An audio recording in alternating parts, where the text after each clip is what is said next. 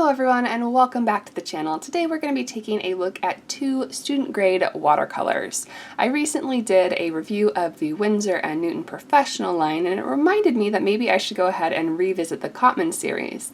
My original Cotman kind of first impressions video was one of the first I did on this channel. I'll go ahead and put a link to that up here, and I have since transformed this particular palette into one of my favorite travel sets actually. The case for it I really enjoy. It's really compact and I never have to worry about it leaking, and it has these extra little trays in it.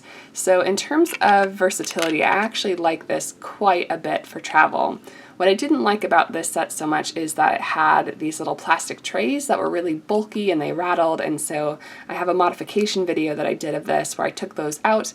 I have a little piece of like plasticized paper, packing tape over it, and then I kind of use adhesive dots to adhere those paints to the pan. But if you're familiar with Cotman watercolors, looking at this set, you can probably tell that these are not all Cotman watercolors. In fact, I think most of them are not the Cotman set.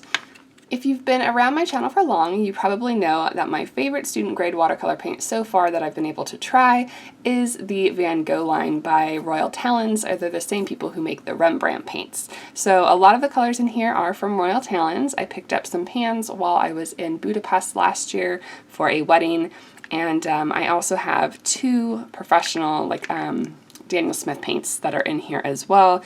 That I try and keep this as my student grade travel set, but there were a couple of dark colors that I really wanted in this travel set, so I kind of replaced those. So I thought today we'd go ahead and go through these paints. I'm going to go ahead and pull out all of the Cotmans and all of the Van Goghs, and let's go ahead and take a look at them side by side. So the Cotman colors that I still keep on my palette are the Cadmium Yellow Hue, the Intense Blue, which is Phthalo Blue. It actually didn't come with the original Pocket Plus set. I purchased this separately because the original set came with Ultramarine and Cobalt Hue, and those two colors were very similar, so I took out the Cobalt right away and replaced it with a Phthalo Blue so I'd have a cool blue as well. I keep the Burnt Umber and the Yellow Ochre on my palette as well. The other Cotman colors that I have are Cadmium Yellow Pale Hue. I've got the Alizarin Crimson Hue. This is Cadmium Red Pale Hue. This is Viridian Hue, which is Phthalo Green, and the Burnt Sienna, which from PR 101. In the Van Gogh line, I only have 7 colors since I picked these up open stock, but I've got the, I believe they also call theirs Viridian Hue. I'm not entirely certain, and they're not printed on here, but that's also Phthalo Green. We've got Ultramarine Blue Deep. This is the Burnt Sienna, which theirs I believe is made from PR 101 and PBK something. There's a black pigment in here. I do have one of their yellows. This is made from PY 154, so that's one of my favorite mid-tone yellows. They've got a Venetian red here. This is PR 101, but it's the opaque version. This one is PR 254, I forget the name of this one, but it's not the typical pyrrole red that pigment usually makes. It's a very warm shade. I don't know what this color is off the top of my head. I'd need to look in my swatch book, but it's a cool red. And then we've also got a violet tone made from PV19. So I'm going to go ahead and line these up with similar equivalents to each other, and then we're going to go ahead and compare them side by side so we can see kind of how they re-wet and what they look like on paper. Alright everyone, it took a little bit of investigatory work sorting out the two cool reds that I have in Van Gogh because I didn't write any kind of labels on the pans themselves, but they do have a printed identification number, so I double checked the website. This one is Quinacridone Rose, made from PV19, and I also have another PV19 that is the permanent red violet. This is more of a violet tone. So I went ahead and pulled all the swatches for the 6 colors in both brands, and I understand that these aren't all direct comparisons, so I'm not saying pigment for pigment that this is what we should go off of, but I did want to show you some comparable options in both ranges. Now, some things that I noticed about these two brands right off the bat is that overall, Van Gogh seem to be much more vibrant than the Cotmans, but the Cotmans are more transparent, and I think that is because the Van Goghs must have more pigment in them, both increasing their opacity and their vibrancy, while the Cotmans are much more muted down. The other one is that they're burnt siennas. You know I'm a stickler for burnt siennas, but they are very, very different.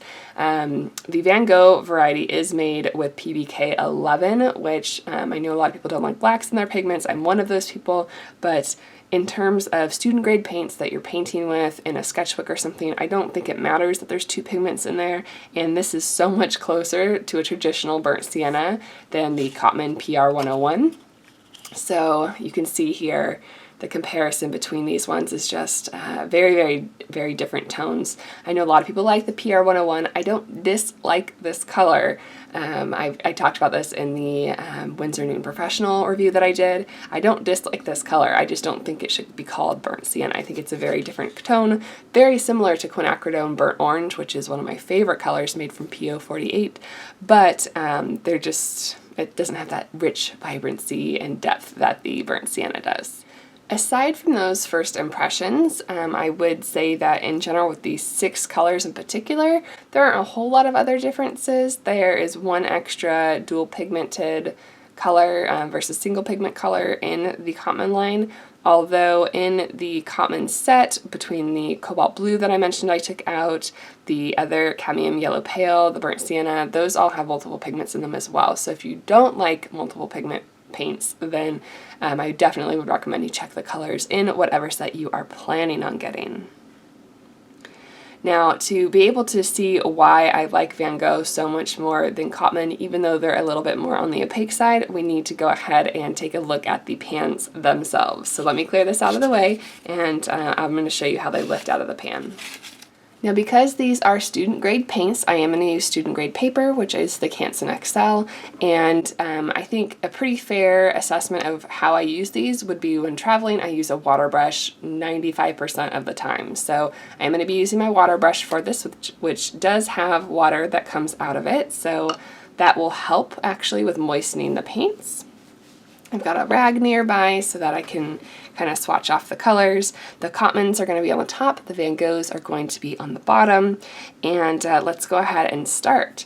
So I talked about this during the Winsor and Newton professional video, is that the Cotmans take a lot of work to get out of the pan. They're pretty stubborn and pretty hard, and one of my biggest things about these paints in a student set is that beginners are going to be purchasing these more than anyone else, and I feel like if they have a hard time re-wetting some of these paints and getting them working for them, that it might end up being a deterrent for painting in general, or the overall impressions they have of watercolor paints. So that is why I really prefer paints that lift really easily so that you can get straight to painting. The Van Goghs, on the other hand, this is a little bit dirty on the top, but they reconstitute so quickly, and they're so thick and vibrant that I just have more fun painting with them. And I think that when you're looking at a student grade set for traveling, that, you know, the ease of use and how quickly you can paint with them are big factors in addition to how much fun you're having. I'm going to go through, this is the cadmium red pale hue. It's a very orangey red. Alright guys, I'm sorry, I completely lost my train of thought when I was talking there and I started rambling. So to recap, I just wanted to say that the Cotmans aren't impossible to work with. They just take a little bit more effort to get out of the pan, as we're going to continue seeing as we move forward. And my biggest kind of just like sticking point or pet peeve is that it's not that the Cotmans are terrible paints, it's just that I don't know why everyone like Snap recommends them to beginners, because they're so difficult to lift out of their pans, and because, you know, they may cause some frustration with the intensity and not being able to get your colors bright enough. I just don't know why so many people recommend them. And I think the only thing I can think of is just they haven't tried other options or don't know about them.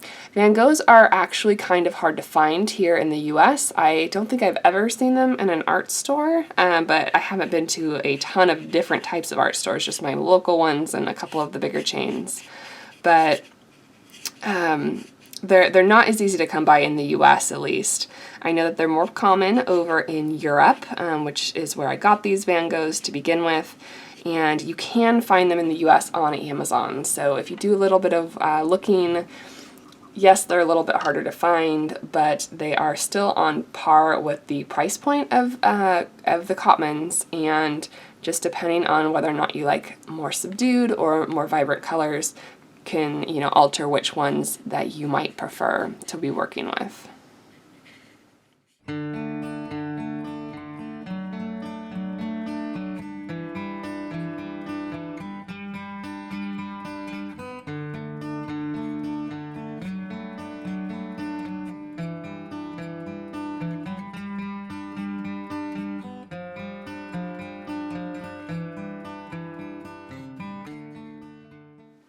Alright, I thought we would also try and see what kind of darks we can mix from these colors, since I don't have a super dark tone in either set anymore. Again, the Cotman set did come with a black, but I took that out and exchanged it for a dark blue and a dark green.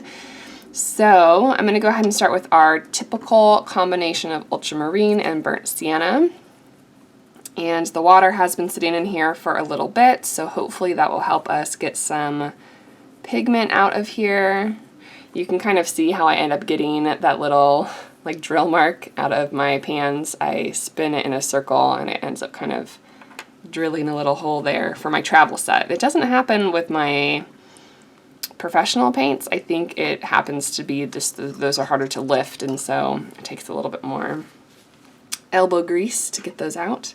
Now I will tell you that when I am using my Cotman colors, I do use the burnt umber for my darks because it's already a darker tone than this burnt sienna, so I can show you that as well. I just don't have an equivalent in the Van Gogh to be fair in terms of our color comparisons.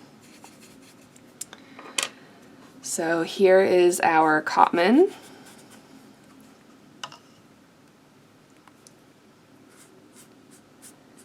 And this is a bit on the almost greenish brownish side, so let's add a little bit more blue, see if that helps any. And then we're going to take the Van Gogh colors and do the same thing. The Van Gogh burnt sienna is a lot stronger than the ultramarine is, so we're going to need more ultramarine in this mix.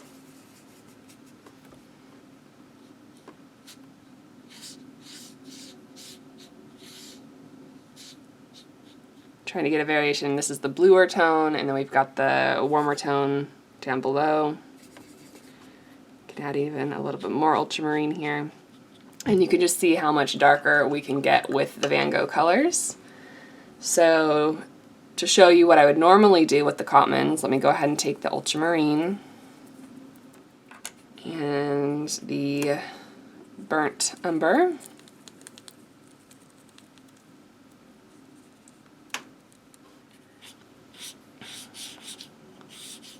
So here you can see with the burnt umber we can get much, much darker with the Cotmans than we could with the burnt sienna.